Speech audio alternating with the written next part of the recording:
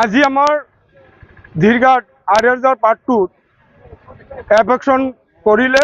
আপোনালোকে নিশ্চয় দেখিলে। আমি বিবিপি ভাটাৰ সত্তাধাৰী হিচাপে মই কৈ আছোঁ, অবৈধভাৱে এইটো এফেকশ্যন কৰা হ'ল।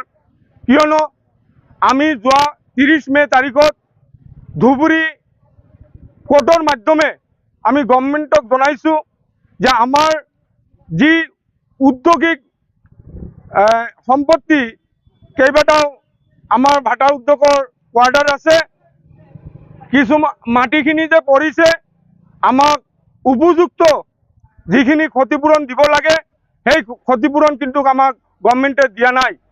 আমাক এই উদ্যোগিক মাটি হোৱা সত্ত্বেও সুৰুংগিতি হিচাপে ইয়াৰ মূল্য ধৰিছে আৰু তাৰ কাৰণে আমি চৰকাৰক জনাইছোঁ, কোৰ্টৰ মাধ্যমে আমি জনাইছোঁ আজি যি এফেকশ্যন কৰা হ'ল এই এফেকশ্যনটো অবৈধভাৱে কৰা হ'ল বুলি আমি কম। কিয়নো আমাক এটা জাননী নিদিয়াকৈ এনেকৈ এফেকশ্যন কৰাটো আমি কেতিয়াও দেখা নাই। এই চৰকাৰৰ এইটো অবৈধভাৱে কাম কৰি আছে। এই চৰকাৰক আমি ধিক্কাৰ জনাইছোঁ আৰু প্ৰশাসনক আমি ধিক্কাৰ জনাইছোঁ যে আগতীয়াকৈ জাননী নিদিয়াকৈ কেনেকৈ এই ঘৰ বাৰী ভাঙি দিব পাৰে।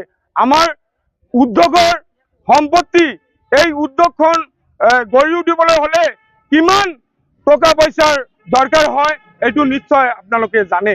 আজি কেনেকৈ যিখিনি চৰকাৰৰ পাব লাগে বা চৰকাৰত পৰিছে আমি চৰকাৰক এৰি দিম, কিন্তু সেইটো আমি নিয়ম মতে যেনেকৈ এৰি দিব লাগে আমি তেনেকৈ দিম। ইয়াৰ যি ক্ষতিপূৰণ এই উপযুক্ত ক্ষতিপূৰণ নোপোৱালৈকে আমি কেনেকৈ এৰি দিওঁ।